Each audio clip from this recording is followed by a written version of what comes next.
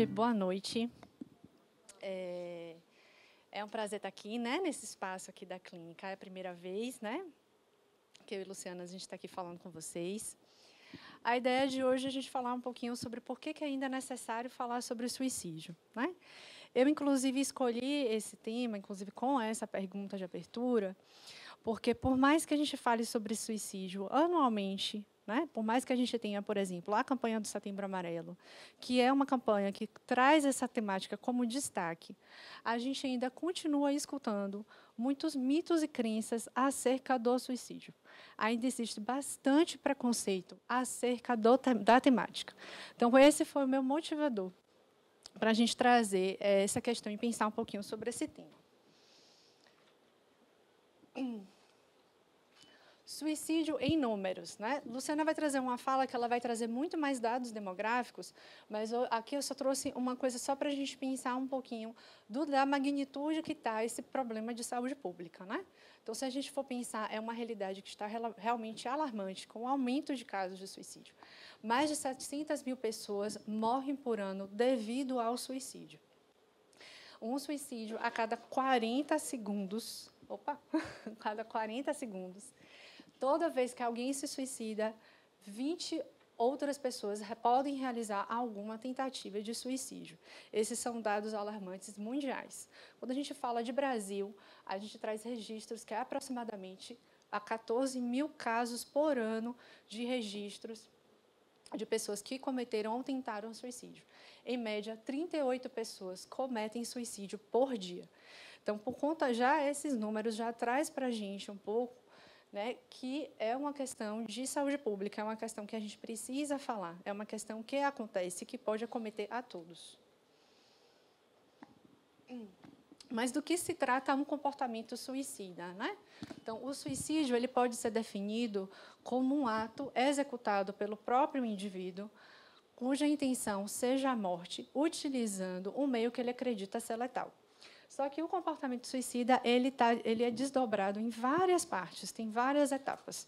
Inicialmente, um pensamento sobre morte. Então, é comum, inclusive, a gente, em algum momento muito difícil da vida, em algum momento de crise, ter algum pensamento ou alguma ideia sobre o morrer, sobre a morte. O que faz com que um pensamento de morte se torne uma ideação suicida é a frequência e a intensidade desse pensamento. Então, se esse pensamento ele aparece várias vezes ao dia, de uma forma que a gente não consegue afastá-lo, mesmo pensando em outras coisas, é um pensamento que atrapalha, inclusive, as nossas atividades rotineiras. Da ideação suicida, a gente já tem um alarme, uma situação de risco. A gente já pode ficar um pouco mais atento, com a atenção redobrada. A ideação suicida, inclusive, ela se torna mais preocupante ainda quando há um planejamento. Ou seja, a pessoa, além de pensar de forma recorrente, ela começa a planejar o método e quando ela irá executar esse ato. O planejamento já é uma situação que é de extremo risco. Quanto maior o planejamento, inclusive, maior é o risco de uma tentativa. Do planejamento, a pessoa pode fazer uma tentativa ou ter um suicídio completo.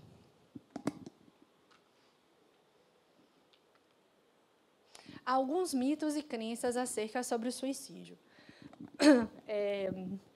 Por mais que a gente fale sobre, é muito comum ainda alguns mitos e crenças que estão bem enraizados culturalmente, né? A gente escuta muito isso, inclusive, entre familiares, entre pacientes, entre amigos, né? Em situações até na mídia, inclusive.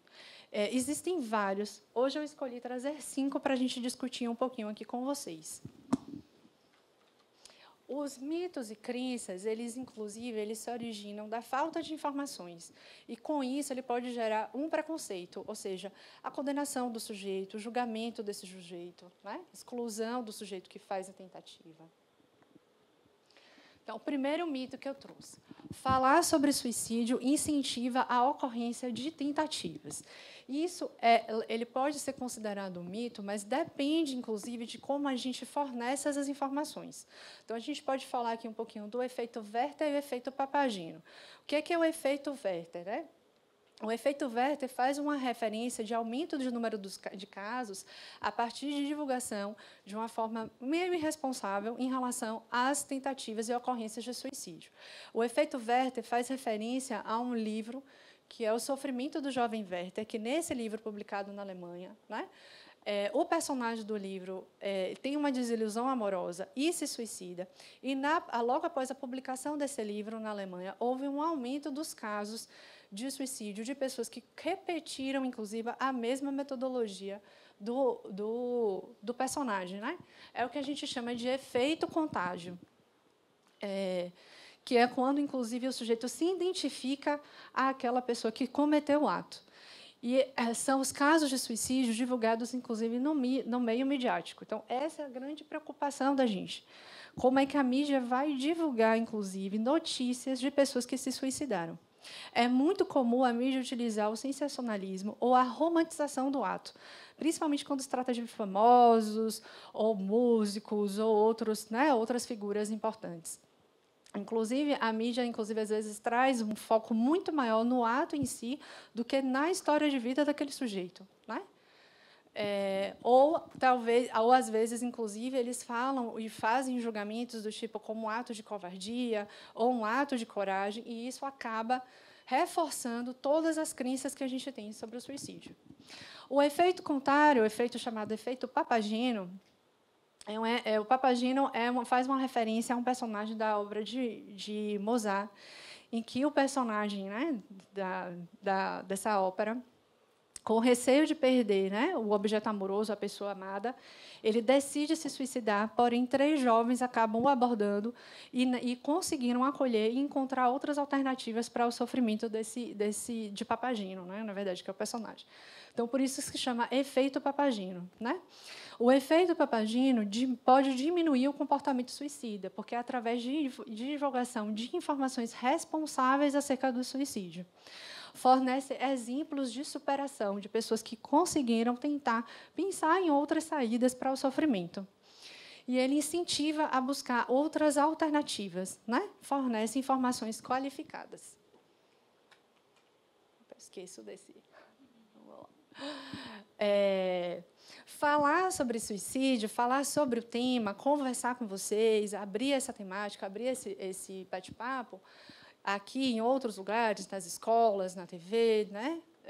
Na comunidade, ele pode aumentar o conhecimento e a consciência sobre o assunto. Aumentando a consciência, a gente pode gerar esperança de que há outras possibilidades para lidar com o sofrimento. Falar sobre suicídio, ele permite ver o sofrimento de uma forma diferente, com maior sensibilidade diante da dor do outro. Ele aumenta a possibilidade de diálogo, de ajuda e de acolhimento. Acaba que faz com que a gente melhore também como a gente trata uns aos outros, ter mais empatia, ter mais sensibilidade em relação ao que o outro sente, a ser mais gentil, inclusive. Né? Demonstra a importância de cuidar e ouvir, ao invés de julgar. Portanto, falar sobre suicídio é, sim, uma estratégia de prevenção. O segundo mito que eu trouxe hoje para a gente conversar um pouquinho é suicídio tem causa única. Esse é bem comum, na verdade, a gente escutar. As pessoas falando, fulano se suicidou porque perdeu o emprego, ou porque acabou o relacionamento. Né? A gente sempre tenta buscar uma resposta que dê alguma explicação para esse ato. E o suicídio ele sempre suscita muito mais perguntas do que respostas. A gente sempre fica assustado ou surpreso com a notícia, principalmente, né, quando a gente vê nos noticiários ou quando a gente sabe de conhecidos. A gente sempre fica buscando algo que possa, cavalcando algo que possa explicar para a gente, dar uma sensação de explicação. A questão é que, ao buscar uma causa única, a gente pode gerar muita frustração, principalmente, inclusive, para aqueles que perderam alguém por suicídio. Inclusive, essas pessoas que perderam, elas podem já estar nesse movimento de buscar, né, um sentido, de buscar uma única resposta. E isso pode aumentar o sofrimento. Procurar culpados pode aumentar e não reduzir o sofrimento. O fato da gente pensar que o suicídio ele pode ter uma única causa simplifica a complexidade do fenômeno e reduz o sofrimento daquele sujeito. Dessa forma, a gente pode pensar o suicídio como multifatorial. Então, ele é resultado de fatores, de muitos fatores, que se relacionam entre si de forma complexa e variável. Fatores externos ao indivíduo e fatores internos ao indivíduo, fatores que dependem da história de vida do indivíduo ou do momento, né, social que o indivíduo está inserido. Então, Luciana vai falar um pouquinho mais de alguns fatores de risco, mas aqui eu vou falar só pincelar alguns, né? Então a gente tem fatores sociais, por exemplo, né? A existência de uma sociedade machista, uma sociedade homofóbica, uma sociedade racista, por exemplo, né? Fatores culturais, quando a gente promove a exclusão de sujeitos, aumentando o sentimento de isolamento, por exemplo. Psicológicos, né? A sensação de desamparo, a falta de esperança. Psiquiátricos, que é o histórico de doenças ou transtornos mentais, né? Como depressão, por exemplo, transtorno bipolar, uso de substâncias. Né? Econômicos, quando tem uma grande perda financeira ou quando a pessoa vive em situações indignas de vida, né? De sobrevivência. Religiosos, né? Quando a religião faz uma exclusão, faz uma condenação, um julgamento dos sujeitos, alguma característica dos sujeitos. E biológicos, né? Questão de doenças orgânicas ou dor crônica. Esses são alguns exemplos. A gente pode falar, quando a gente fala de suicídio multifatorial, o que a gente chama de fatores predisponentes e fatores precipitantes. Então, fatores predisponentes é aquele pano de fundo, é aquilo que vai criando terreno para pensamentos e comportamentos suicidas comecem a aparecer. Então, tem a ver com todo aquele conjunto de fatores externos que eu mencionei e, além do mais, toda a história de vida daquele sujeito. É todo o sofrimento, tudo que o sujeito vai passando ao longo da vida. Isso é o que está o pano de fundo, que às vezes é difícil a gente ver a priori. E a gente pode falar em fatores precipitantes, que é aqueles que vão engatilhar a passagem do pensamento do ato para a ação.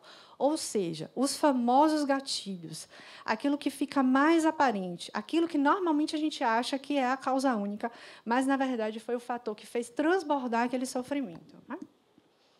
É importante salientar, inclusive, e quando a gente tem um gatilho, um fator predisponente, e que ele gera tamanho sofrimento que a pessoa pensa em cometer um ato suicida, normalmente ele pode atualizar, inclusive, sofrimentos anteriores. Ele pode atualizar outras situações de traumas ou dores insuportáveis que o sujeito viveu ao longo da vida. Aqui são alguns exemplos para vocês, né, em relação aos fatores predisponentes. Transtornos psiquiátricos, tentativa de suicídio prévia, suicídio na família, abuso, isolamento, impulsividade. E os famosos gatilhos, né? Desilusão amorosa, perda financeira, perda de emprego, situação de humilhação. Esses são alguns dos exemplos. O segundo mito, acho que é o terceiro, na verdade, né? Estou aqui na dúvida. Segundo, né? Terceiro já? O terceiro mito é: quem quer morrer mesmo se mata. Então, essa frase ela é um mito. Por quê? Porque o comportamento suicida ele envolve sentimentos e pensamentos ambivalentes, confusos. É um momento de muita confusão, é um momento de muita dor. E a gente tem, nesse momento, a impulsividade como fator de risco marcante e importante. Isso quer dizer o quê? Se a gente consegue, inclusive, dar uma contenção, dar um acolhimento àquele momento, é muito possível que a gente consiga sustentar junto ao sujeito que aquela impulsividade ela diminua e que ele, sentindo um pouquinho, né, melhor para poder falar, possa evitar uma tentativa. A gente fala que é uma coexistência de duas forças opostas, a pulsão de morte e a pulsão de vida. Né? O desejo pela vida e o desejo de morrer, o desejo pela vida e o desejo de ser salvo. Quando a gente fala, inclusive, né, de suicídio, quando a gente fala de pulsão de morte, quando a gente fala de ações autodestrutivas, a gente fala de forma como lidar com a dor. É a forma que o sujeito tem de dar conta do viver. E é nessa ambivalência que existe a possibilidade, inclusive, da gente fazer uma intervenção. Existe a possibilidade, inclusive, da gente poder acolher acolher o indivíduo e ver com ele, inclusive, a existência, inclusive, de outros fatores que podem fazer com que a gente evite ou retarde, né, essa tentativa. Quem tenta se matar quer chamar a atenção. O famoso tentativa de suicídio é uma tentativa de manipulação, né? Essa a gente escuta bastante. Né? Então, o familiar falando, ele só quer chamar a atenção, ele não vai se matar mesmo, né? Só quer chamar a atenção da família. Pensar que o suicídio é somente chamar a atenção ou somente manipulação, ela é uma noção muito simplista do fenômeno. Pode até ser que tenha algum componente disfuncional da personalidade, algum componente até sedutor, manipulatório, mas a gente não pode entender como o único fator. E mesmo que haja um fator desse tipo, se trata de uma comunicação. Algo não vai bem. Então, a tentativa de suicídio é sempre uma tentativa de comunicação. Normalmente, as ações destrutivas, como suicídio, por exemplo, automutilação e outras, elas se intensificam com o aumento das dificuldades psicossociais ou eventos estressores que o sujeito está vivenciando naquele momento. O suicídio é uma tentativa de aliviar e cessar a dor. Normalmente, né, aquilo que eu falei anterior do desejo de morrer, normalmente o que prevalece é a tentativa de acabar a dor. Está doendo, eu não aguento mais, eu quero que isso passe. Né? Quando a gente fala, inclusive, sobre uma possibilidade, né, quando a gente fala, né, disso, de chamar a atenção do outro, dessa comunicação que algo não vai bem, a gente também pode falar do acting out, né, que é quando existe um desejo inconsciente de ser salvo. É quando o sujeito, por exemplo, avisa a família antes de cometer, ou deixa pistas do que aconteceu, a ponto de poder ser salvo. Isso é um apelo ao outro, é um apelo, inclusive, um pedido de ajuda. Né?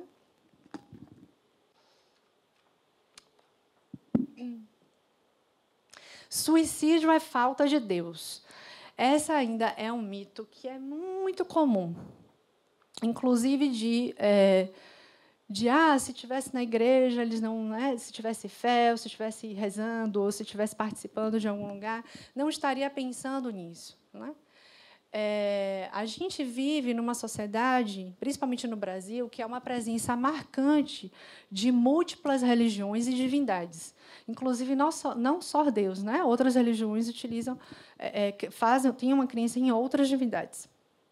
A religiosidade, nesses casos, inclusive, quando a gente participa de uma instituição religiosa, quando a gente está dentro, inclusive, de uma crença religiosa, a gente tem essa religião como paradigma. É dessa forma que a gente vê, inclusive, o mundo. Né? A religião, inclusive, está relacionada com o nosso dia a dia, a forma como a gente enfrenta os nossos problemas. O sistema está relacionado com o nosso sistema de crenças e valores. A religiosidade, assim como vários outros fatores de risco que eu mencionei, Luciana também vai falar, eles podem ser, vários outros fatores, eles podem ser tanto fator de risco como fator de proteção. A religiosidade, por exemplo, ela é um fator de risco quando ela promove a exclusão ou a negação da existência do sujeito, né? A exclusão por uma sexualidade, né, por conta da sexualidade do sujeito, ou outras questões, né? Quando há um julgamento, quando há uma condenação, ou até quando existe uma pessoa que fez uma tentativa de suicídio, pertence a uma instituição religiosa, e a crença dessa religião, os valores dessa religião, tratam o suicídio de uma forma punitiva ou condenativa. Né? Da mesma forma, a religiosidade ela pode fazer parte também de um fator de proteção. Por quê? Porque ela fortalece a esperança, ela desenvolve virtudes e outras qualidades. Ela dá a sensação ao sujeito de pertencimento e aumenta também a rede de apoio social. Opa. Outros fatores de proteção que a gente pode pensar, né? Flexibilidade cognitiva e emocional, disposição em buscar ajuda, né? A pessoa que tem facilidade em falar sobre as questões, habilidade de se comunicar, bom relacionamento interpessoal, apoio em situações de necessidade, interação em grupos sociais, práticas coletivas, estar empregado, né? Qualidade do sono e de vida e acesso aos serviços de saúde mental são um dos fatores de proteção. O fator de proteção, por si só, ele não é suficiente para poder evitar um suicídio. Porém, quando a gente vê que o sujeito está em muito sofrimento ou que fez uma tentativa, a gente pode, junto com ele no processo terapêutico, tentar fortalecer esses fatores. Então, o que eu vou falar um pouquinho agora para vocês, né? Entendendo um pouquinho dessas questões de mitos e crenças. Então, o suicídio, gente, é fundamental que a gente tenha em mente que ele se trata de dor e sofrimento. O suicídio é sobre dor que é uma dor insuportável. O suicídio é uma resposta diante do que lhe é insuportável. É o que o sujeito dispõe naquele momento, é o que ele consegue dar conta.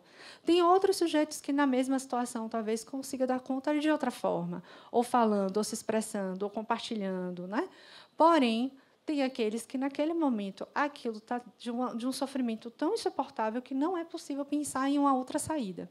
E isso tem a ver com o percurso individual e singular de cada um, porque tem a ver também com a história de vida desse sujeito, com a dinâmica familiar desse sujeito, quais os traços de personalidade desse sujeito, quais são os outros diagnósticos que esse sujeito pode ter, como é que os sujeitos enfrentam situações de frustração e outros sofrimentos, né? É um sofrimento que, muitas vezes, por mais que tenha um transtorno mental de pano de fundo, ele escapa às definições diagnósticas. É uma sensação de angústia, de vazio ou de falta de sentido. É uma dor psíquica tomada como visceral. É o que a gente chama de ato-dor. É algo do indizível, é algo do irrepresentável. As pessoas não conseguem... Faltam palavras para elas poderem descrever o que elas estão sentindo. E a gente escuta muito isso. Você não sabe o que eu estou sentindo, você não sabe o tamanho da minha dor, ou ninguém me entende. Né? São frases muito comuns. É importante que a gente pense que sempre é uma tentativa de dar conta de algo. O suicídio era uma tentativa de dar conta de algo desse sujeito. A gente pensa nos 4 Ds. Dor, desamparo, desesperança e desespero. Já? Oh, Deus! Quando a gente pensa em um suicídio como um ato de desespero, a gente pensa em situações que são insuportáveis, ou seja, o eu não aguento mais, irremediáveis, ou seja, nada vai acabar com a minha dor, inescapável, não tem saídas, não tem outras saídas, interminável, que é isso, o sofrimento não tem fim. Na hora que a gente está, né, no sujeito está numa situação de desespero, a percepção de mundo fica alterada. Faltam soluções possíveis para aquelas questões. E o sujeito acaba tomando atitudes que antes não tomariam. Então, é o matar-se para matar a dor psíquica. Por que falar o que eu sinto ajuda? Né? Quando a gente fala o que a gente sente, a gente consegue transformar esse sofrimento, a gente consegue mudar, alterar esse sofrimento quando ele é nomeado e compartilhado com alguém. Quando a gente consegue colocar em palavras ao invés de ato. Existem várias formas da gente expressar, inclusive, do que a gente padece, do que a gente sofre. Seja falando, seja adoecendo, ou seja em ato. O suicídio é um ato, né? Através da fala, pode-se haver uma produção de sentido em simbolização daquele sofrimento. O sujeito passa a narrar a sua história, historietizar aquele sofrimento, ou até, inclusive, maior consciência de si mesmo. Né? Toda dor pode ser suportada se, sobre ela, a gente puder ser contada uma história. Afinal, Laís, o que eu faço? O que eu posso fazer quando eu estou com alguém que tem um risco, que eu saiba que está sofrendo, ou que pode ter um risco de suicídio, seja um familiar, um amigo, um conhecido? Como eu posso abordar esse assunto? Né? Eu coloquei aqui essa primeira frase, que é escutar e acolher de forma respeitosa, acolhedora e sem julgamentos ou expectativas. E eu coloquei ela em todos os slides de forma proposital, que é justamente para a gente tentar lembrar sempre disso. É sempre importante que a gente permita com que o sujeito fale e a gente não julgue o que ele vai dizer. Se você tem alguém que pode estar em risco de suicídio, que você quer ajudar, é importante que primeiro você esteja preparado e disponível para escutar essa resposta. Disponibilidade, inclusive, é uma questão muito importante. Não se trata de uma conversa de corredor, se trata de uma conversa séria, se trata de uma conversa importante. E se ele não conseguir, ou ela não conseguir iniciar a conversa, você pode iniciar essa conversa. Pô, Laís, mas é muito pesado falar sobre suicídio, eu vou perguntar logo de cara como é que eu faço. A gente pode utilizar frases como: tenho percebido que você não está bem. Podemos conversar? Posso te ajudar? Caso você tenha uma maior abertura com a pessoa, também você pode perguntar diretamente. Perguntar diretamente não faz com que você coloque uma ideia na cabeça dela, faz com que haja uma abertura para o diálogo. O mais importante do que você pensar em dar conselhos, ou encontrar respostas, ou dizer o que ele pode fazer, é deixar claro que você está ali para escutar e ofertar apoio. Isso parece muito pequeno, gente, mas quando a gente fala, olha, eu estou aqui, estar disponível, estar ao lado, já é muita coisa. É importante a gente ficar atento para não usar clichês como olha a vida pelo lado bom, é só ter força de vontade, você está sendo egoísta, não fale isso, você tem tudo, por que você quer morrer? Né? Essas frases elas só aumentam ainda o sofrimento, inclusive porque traz a sensação de culpa e fecha para o diálogo. A pessoa fica muito mais isolada do que estava anteriormente. Incentive a pessoa a procurar ajuda especializada, a fazer acompanhamento psicológico ou psiquiátrico, se for o caso. Né? Se você identificar, inclusive, que tem um risco imediato, não fique passivo, faça alguma coisa. Não deixe a pessoa sozinha ou busque ver quem é que pode acompanhá-la. Não duvide que ela tenha coragem de cometer esse ato. Tire qualquer método que esteja disponível para ela cometer o ato. Procure ajuda de profissionais, seja do serviço de saúde mental ou de emergência, e entrar em contato com outras pessoas de confiança, formar mesmo uma rede de suporte para aquela pessoa. Eu trouxe aqui, gente, um recorte, que é para a gente finalizar, já estou finalizando, de um depoimento, tem um livrinho muito bacana, que fala sobre histórias de pessoas que sobreviveram a tentativas. E outras histórias de sobreviventes, familiares também. E aí eu trouxe um recorte desse depoimento que eu achei bem bonito e eu queria trazer ele para vocês. Então, eu vou fazer a leitura porque eu queria fazer bem fiel mesmo, certo? Então, o nome do recorte é Fica, Vá Ter Bolo, de Carla Hidalgo. Dificilmente terei... Está dando para ver? Deixa eu ficar aqui mais cantinho. Dificilmente terei uma resposta para o meu ato de desespero. Não acharei jamais a fórmula secreta, tanto causadora quanto curadora da minha dor. É um resultado de diversos sentimentos sem nome que foram engolidos, um a um, dia a dia, e se misturando no estômago. Não tinha mais ácido que me fizesse digerir tudo aquilo, mas também não tinha ânsia que me fizesse pôr para fora. Foi se acumulando ali, dentro de mim, até virar um bolo gigante que não cabia mais naquela menina de 12 anos. Então ela explodiu. Esse bolo não tinha um sabor que pudesse ser identificado. Era uma mistura de coisas em que, a cada prova, um sabor diferente prevalecia. Esse bolo se foi, não como resultado do meu ato de desespero e nem pela minha explosão. Pode ter certeza que não foi isso que tirou esse parasita de mim. Fui eu quem tirou. Demorou, deu trabalho, doeu, mas saiu. Agora, não há tentação que me faça provar desses ingredientes de novo. Aprendi a dar nome aos sentimentos, aprendi a identificar alegrias, tristezas, conquistas e frustrações. E, assim, tenho o ácido certinho para digeri-los da melhor forma e, assim, não acumular mais nada dentro de mim. Bolo só de chocolate. Afinal, a explosão só transforma as coisas em pedacinhos que de nada servem, muito menos para resolver alguma coisa. Sumir do mundo também não resolve.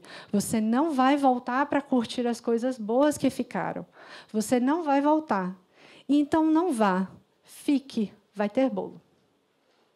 É isso, gente. Muito obrigada.